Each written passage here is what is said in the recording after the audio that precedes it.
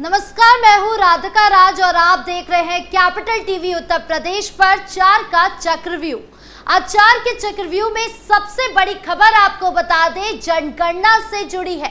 जनगणना को लेकर देश भर में बवाल मचा हुआ है क्योंकि देश में जनगणना की अधिसूचना जारी हो गई है और इसी बीच बीजेपी अल्पसंख्यक मोर्चा वालों ने सभी मुस्लिमों को जनगणना के दौरान अपनी सही जाति बताने की अपील की है क्योंकि वो अपनी जाति गलत बताते हैं।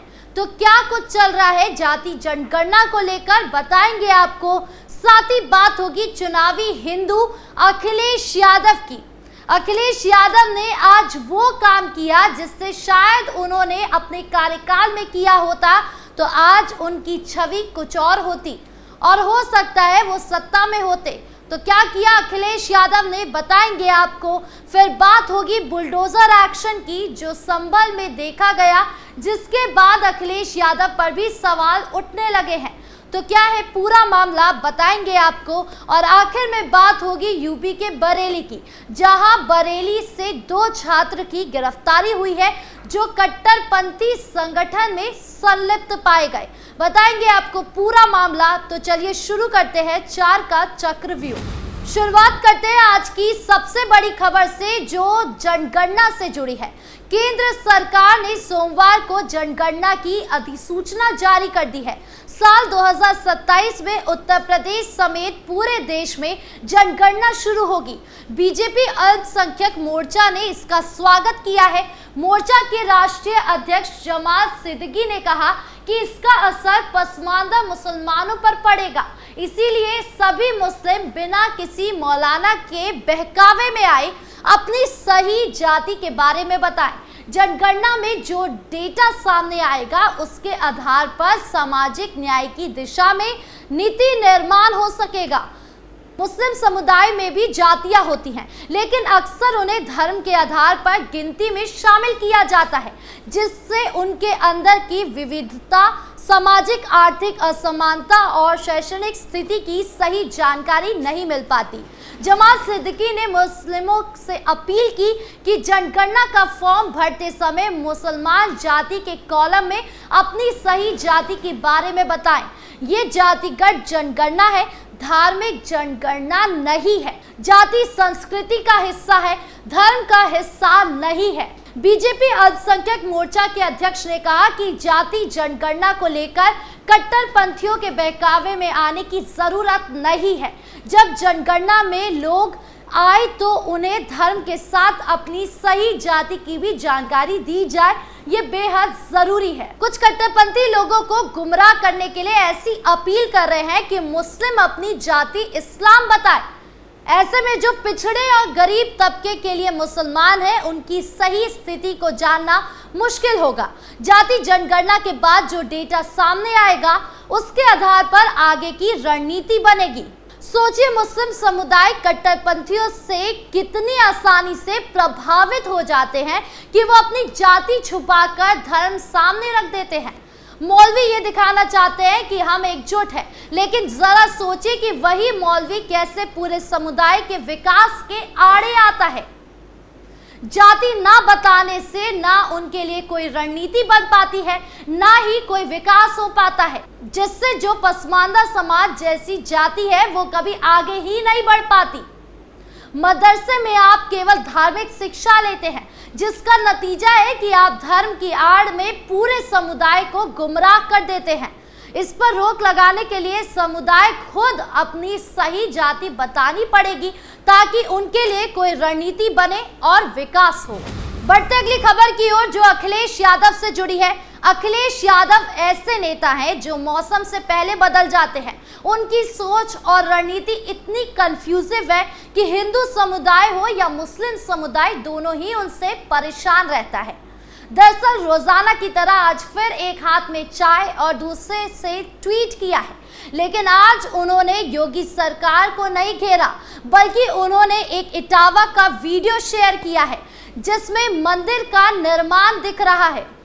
बता दूं कि ये मंदिर खुद अखिलेश यादव बनवा रहे हैं, लेकिन लोगों के खुश होने की बजाय अब अखिलेश यादव इस वीडियो के कारण घेर रहे हैं, जनता का आरोप है कि अखिलेश एक चुनावी हिंदू है, जो साल भर तो लाल टोपी के नीचे सफेद टोपी पहने नजर आते हैं और जैसे ही चुनाव करीब आता है तो हिंदुओं के हितैषी बन जाते हैं।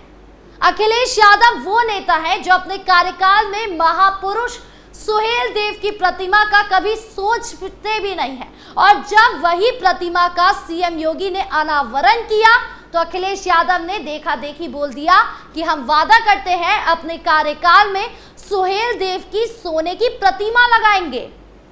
अखिलेश यादव वो नेता है जो औरंगजेब का जिक्र करते हैं, जो जिन्ना का जिक्र करते हैं, जो लगातार मौलवियों से मिलते हैं, जो इफ्तार पार्टी में सफेद टोपी लगाए नजर आते हैं, लेकिन राम मंदिर पिछले 1.5 साल में कभी नहीं गए, यहां तक कि रामलला के प्राण प्रतिष्ठा में भी नहीं गए।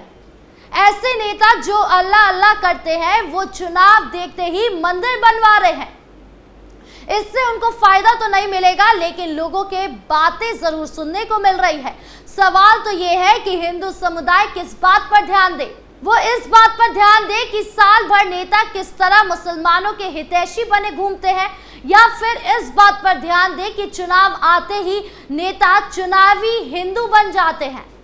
कमाल की बात यह है कि अखिलेश यादव का एक पोस्ट मंदिर का है तो ठीक उसके पहले का पोस्ट मौलवियों से मिलने का नजर आ रहा है। यानी कुल मिलाकर नेता दोहरा रवैया अपना रहे हैं। अब ऐसे में अखिलेश यादव का मुखौटा उन्हें चुनाव में जिताएगा या उन्हें मुंह की खानी होगी, ये देखने वाली बात होगी। बढ़ते अगली खबर की ओर, जहां बात बुलडोजर एक्शन की। दरअसल संभल जिले में चंदौसी नगर पालिका परिषद क्षेत्र के वारिस नगर में परिषद की 6.5 बीघा जमीन पर कथित तौर पर अतिक्रमण करके बनाई गई एक मस्जिद और 33 मकानों पर जल्द ही बुलडोजर की कार्यवाही की जाएगी।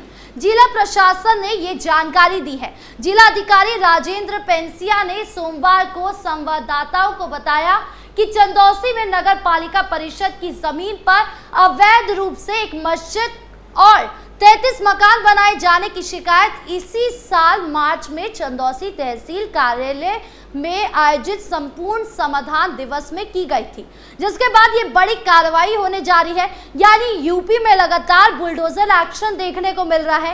कल भी हमने देखा था कि यूपी में संभल में एक मस्जिद को ढहाया गया, तो वहीं दूसरी तरफ सड़क चौड़ीकरण के कारण एक दरगाह को शिफ्ट किया जा रहा है। हालांकि दरगाह कमेटी पूरा सहयोग कर रही है। उनका कहना है कि प्रशासन जो कहेगी वो करेंगे। बता दूं कि दरगाह कमेटी का ये साफ खौफ दिख रहा है जो यूपी प्रशासन ने बनाया है, क्योंकि हम पिछले कई सालों से देखते आ रहे हैं कि कुछ कट्टरपंथ किस तरह अवैध कब्जे करे बैठे हैं, लेकिन अब उन पर लगातार कार्यवाही जारी है। हालांकि इस पूरे मामले से सपा प्रमुख अखिलेश यादव घिरते नजर आ रहे हैं, क्योंकि अखिलेश यादव के कार्यकाल में गुंडा राज की बढ़ोतरी देखने को मिली। अखिलेश यादव ने माफियाओं को खुली छूट दी कि वो अतिक्रमण कर सकते हैं जहां भी वो चाहे। इसी का नतीजा है कि आज यूपी में लगातार बुलडोजर एक्शन देखने को मिल रहा है, लेकिन अखिलेश यादव तो अखिलेश यादव हैं। वो फिर भी सरकार पर तंज कसते हुए कहेंगे कि मुसलमानों को टारगेट करने के लिए इस तरह के एक्शन लिए जा रहे हैं। आज भी अखिलेश यादव 33 मकानों पर फोकस ना करते हुए एक मस्जिद पर फोकस करेंगे कि किस तरह मुसलमानों को टारगेट करने के लिए मस्जिद ढहाई गई है। हालांकि अब जनता भी अखिलेश यादव के खोखले तंज को समझने लगी है। बढ़ते 4 के चक्रव्यूह की आखिरी खबर की ओर, जो संभल के बरेली से जुड़ी है। दरअसल रैली के कोतवाली पुलिस ने कट्टरपंथी संगठन हैदरी दल से जुड़े 2 छात्रों को भड़काऊ गतिविधियों में संलिप्त होने के कारण गिरफ्तार किया है। एक अधिकारी ने सोमवार को ये जानकारी दी। पुलिस के अनुसार रविवार देर रात मेडिकल छात्र डॉक्टर जैश अहमद और इंजीनियरिंग छात्र शानू को गिरफ्तार किया गया, जिन पर संगठन की सक्रिय गतिविधियों में शामिल होने, सोशल मीडिया पर भड़काऊ सामग्री प्रसारित करने और धार्मिक भावनाएं भड़काने का आरोप है। पुलिस अधीक्षक मानुष पारिक ने बताया कि दोनों युवक हैदरी दल से सक्रिय रूप से जुड़े थे। एक ने संगठन के प्रचार के लिए सोशल मीडिया मंच का इस्तेमाल किया, जबकि दूसरा अपने क्लिनिक पर बैठकों की व्यवस्था करता था। इस पूरे नेटवर्क की गहनता से जांच की जा रही है। अन्य लोगों की भूमिका की भी जांच जारी है। जिले के बारादरी का निवासी डॉक्टर जैश अहमद एक प्राइवेट होम्योपैथिक कॉलेज का छात्र है और अपने घर के पास ही क्लिनिक संचालित करता है। पुलिस जांच में सामने आया कि जैश अपने क्लिनिक को हैदरी दल की बैठक स्थल के रूप में इस्तेमाल करता था। उन्होंने बताया कि जिले भर में संगठन के सदस्य वहीं जुटते थे और आगे की रणनीति तय करते थे। साथ ही वो संगठन को चंदा भी देता था। हालांकि प्रशासन की एक्टिवनेस के कारण दोनों छात्र पकड़े गए। ऐसे में अब देखना होगा कि जांच में और क्या कुछ सामने आता है। बहरहाल 4 के चक्रव्यूह में इतना ही। नमस्कार।